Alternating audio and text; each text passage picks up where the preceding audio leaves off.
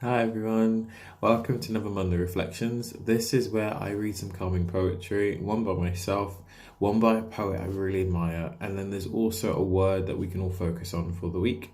So for this week, I wanted to focus on the word of hope because I think that looking at kind of how last week was and all the stuff that's been going on, I definitely feel more of a sense of hope and optimism about kind of what's happening. I think especially seeing the video of George Floyd being murdered, it was very difficult. But what's come from such a tragic, sad event is that at least it sparked a wider conversation.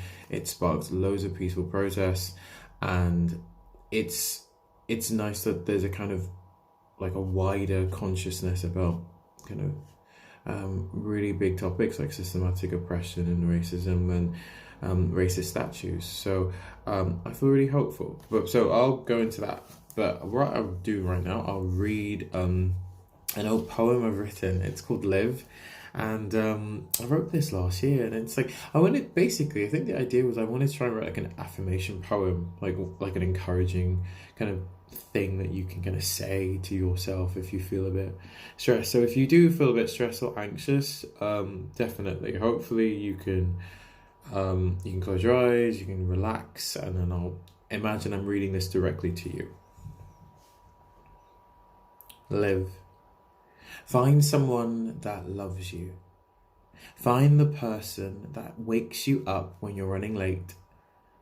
Find the person who cares you're awake, alive, the force that wants you to feel alright when family or whoever leaves.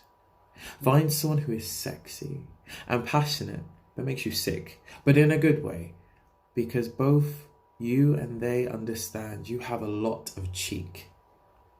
Find someone who wants your success, not to own, not to control or to pillage it or to mine for their own.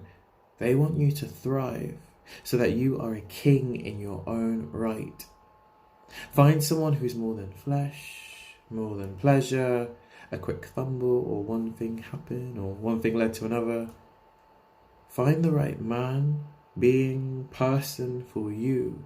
You deserve to be loved and feel loved that is not corrupted or soiled. A kind of love that you're smiling to yourself that maybe I'm okay. No, I am okay. And when you do, just remember that you must live by your truth and feel set free by that.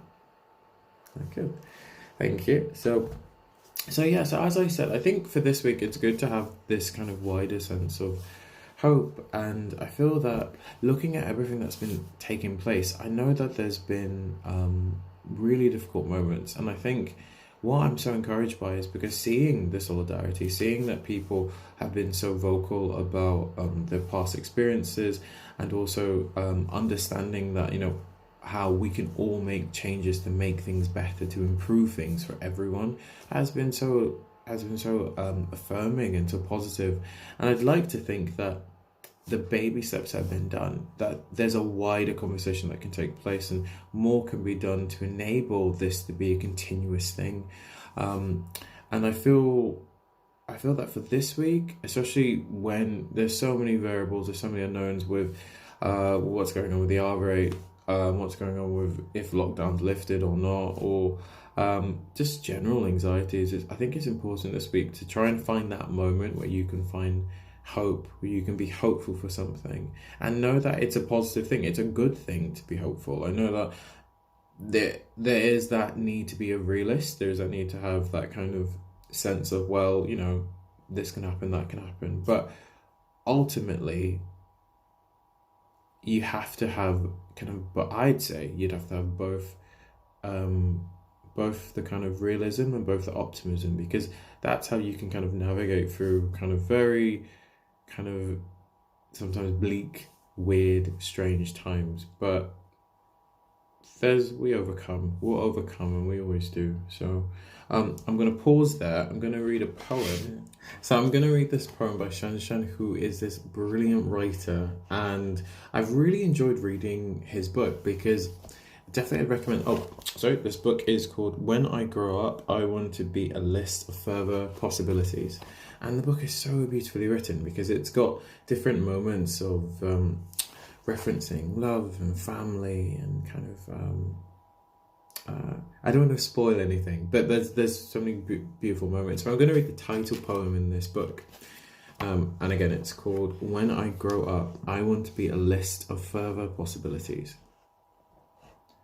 To be a good ex-current friend for R. To be one last inspired way to get back at R. To be a relationship advice for L.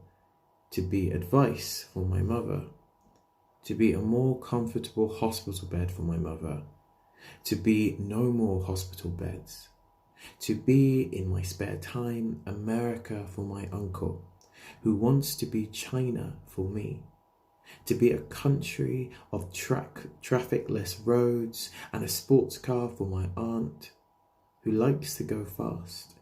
To be a cyclone of laughter when my parents say their new co-worker, like that, they can tell, because he wears pink socks, see, you don't, you can't be one of them.